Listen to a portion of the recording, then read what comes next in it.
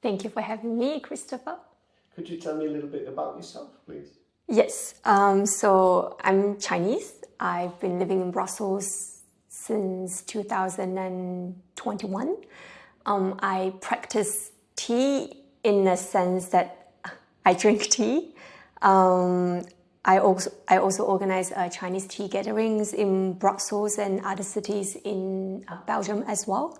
The idea is to actually share how Chinese drink tea, how Chinese understand tea back home. Okay, thank you. And you've described yourself, or rather your journey, as an evolution towards your authentic self. Could you tell me a bit more about that, please? Yeah, so tea is more like an anchor for my life. So there are so many ways that you can actually play around with tea, with good tea that actually has good energy. Oftentimes when I find myself quite like stressed, or I just want to actually go into a more meditative state, I go to tea, I sit down, have a session with myself. I also connect with my partners through loads of tea sessions. And community care is something that matters to me a lot as well in my life. And doing Chinese tea gathering is a way for me to actually also find people who can connect with me. Why is it related to authentic self? Tea or tea drinking is more like it helps me to actually create a container for myself and for others, a safe container that I can actually go back again and again. It helps me to actually find alignment in me, with myself, with other people, with the environment, and with the nature as well. I don't know if it makes sense. Yes, it does. It strikes me as a very different approach, certainly for me, to the experience of tea. Yeah. And how do you see that yourself when you come to Europe? You live in Belgium. Yeah. How do you experience the difference of appreciation of tea? Yeah.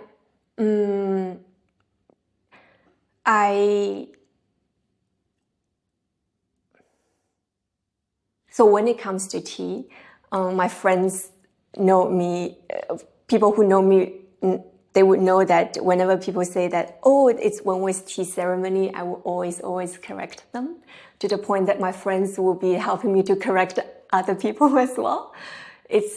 And I don't call it tea tasting either. I call it tea gathering.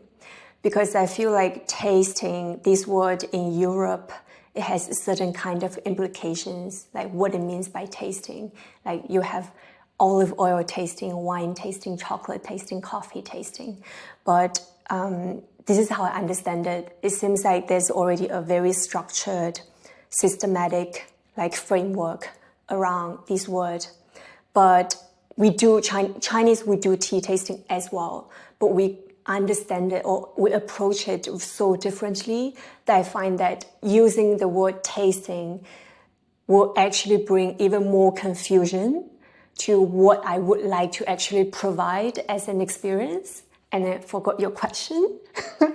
Well, I think you've had a very good narrative there about what you've done is taken us into another way of thinking about it. Yes. More a tea experience. Yeah, a Chinese tea experience. So I mentioned that I feel that there's like a framework. So actually, if we do what I want to offer, like at my place, if we still use the framework, like the Western framework, we will actually be so confined and so constrained.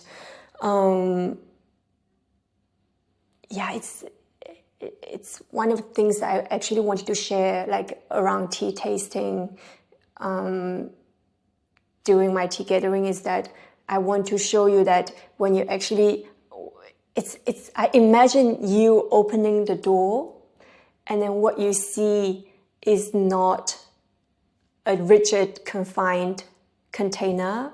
Rather, you will see that, wow, it's actually another vast world out there that you could explore. And that's marvelous. Is that particular to Chinese approach to tea? Yeah. In general, would you say? For sure. I was not even aware of it until I actually came to Europe.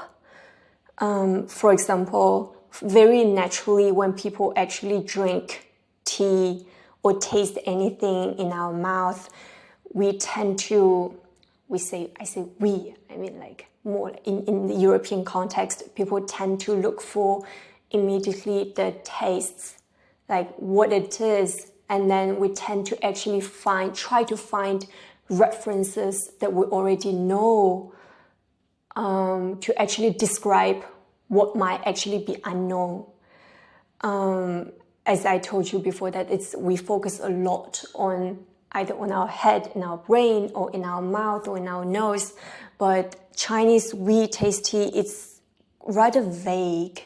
We don't have so many specific words in describing how tea tastes like. For example, one of the words we use a lot is comfortable, like whether we actually feel comfortable or not. When I say comfortable, we're not talking about whether I feel comfortable like here, but whether we feel comfortable here. Whether it actually makes us feel the comfort in the environment where we are now as well. And this is one of the things I want to create as well, is that when people come here, I love seeing how people just, at some point, they feel so relaxed with the tea, they just lie down, and then they start chit-chatting, exchanging. For me, it's a lot more beautiful than just focusing on this bit. So would you say, it's super interesting and it makes me ask the question, would you say that each tea tasting, even if it's the same tea, can be very different? Yeah, each tea gathering is different.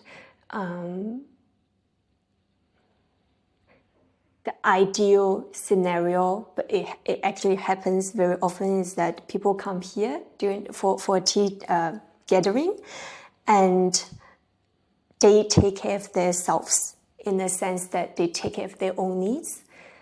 The tea gathering is actually led by the curiosity. So they have their own curiosity. So what actually they bring out from the tea and from me, it's very different. Like what I could actually offer is very different. Yeah, and the synergy that they actually create is different. So it's not like they come here, they sit still quietly, like showing lots of respect to what I want to show, and then they just listen and observe. No, I want it to be more dynamic. Like it should be a flow. You get what I mean?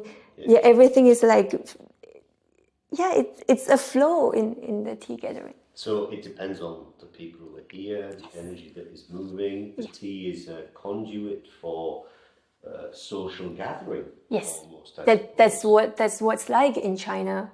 Like tea is exactly like it's oftentimes tea is so much in the background. Actually, you just sit around tea table and then conversations just naturally flow, and that makes me feel quite safe. I realized I oftentimes look for a safe container to actually be able to express myself, like the authentic self, and tea is a really good medium for that. Yeah, to come back to your first question. That's fascinating. So tea has enabled you to express yourself in an authentic way. Yeah. Oh wow, that is really, really quite interesting. Yeah. So how do you find your balancing your Chinese identity, your Chinese approach, for example, to tea, with living here in Western Europe? Is there tension? Does it help? Does it enable you to talk about it and for people to experience it?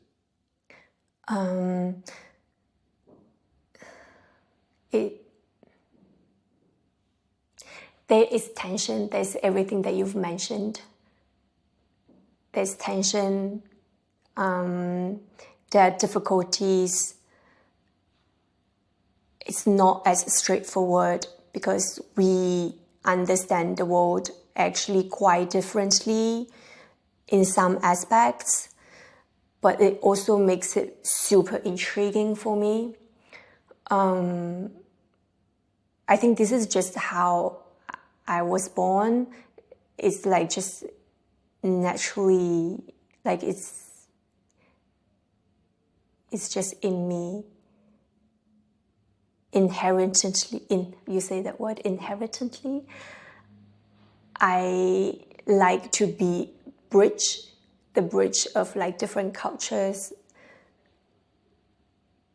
I love translating cultures and interpreting it and learning them.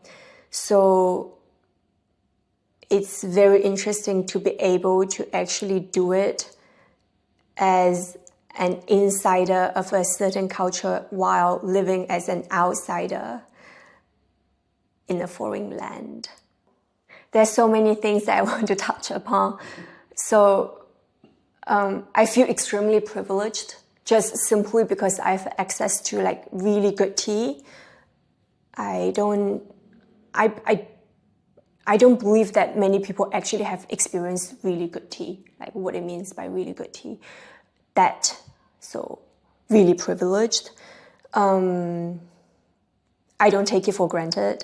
And you mentioned the word ceremony.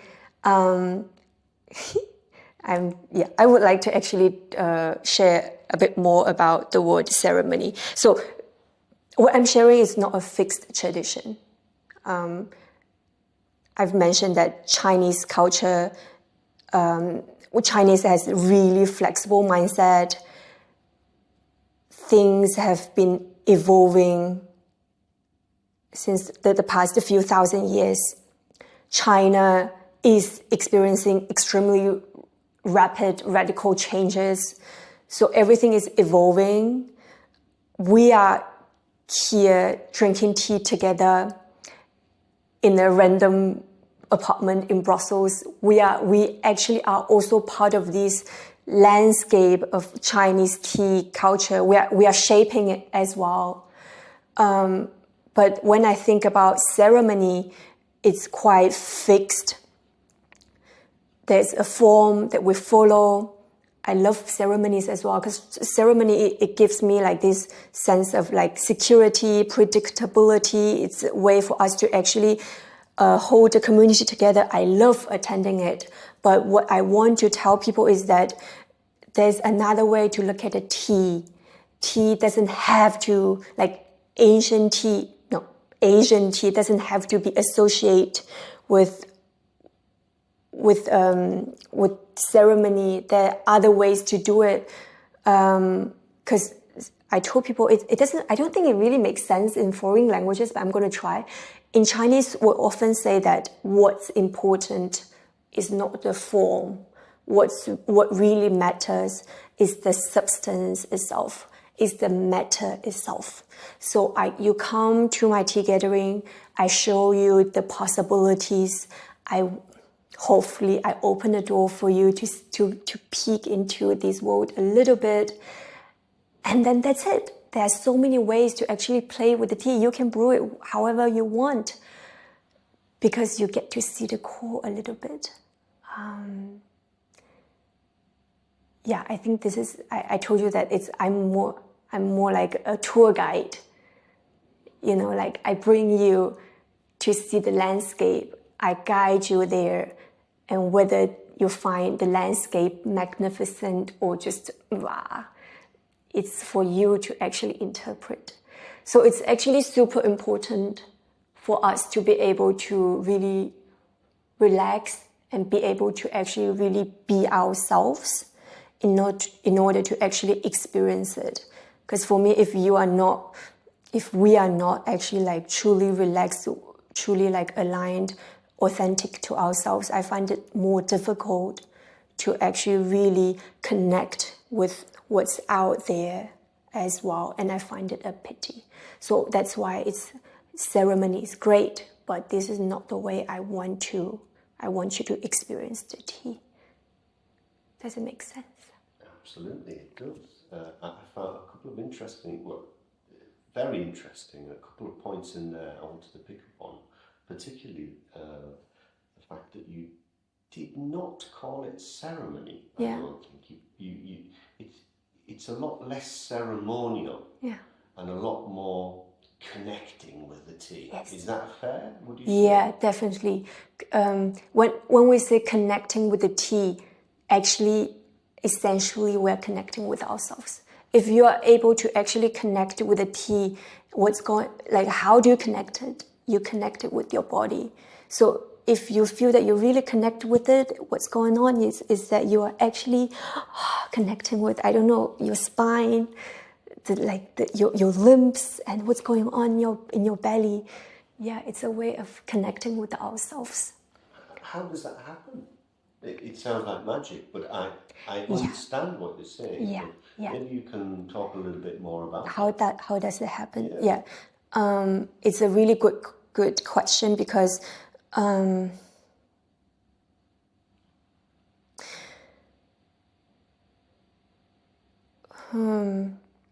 read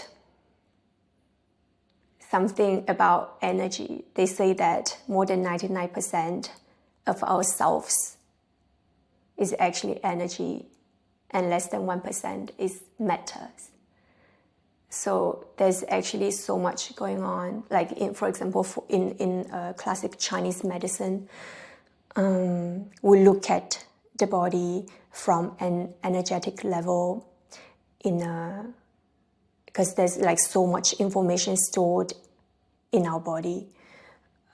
It sounds a bit like ooh, it's magical, but it's actually not magical because it's really there.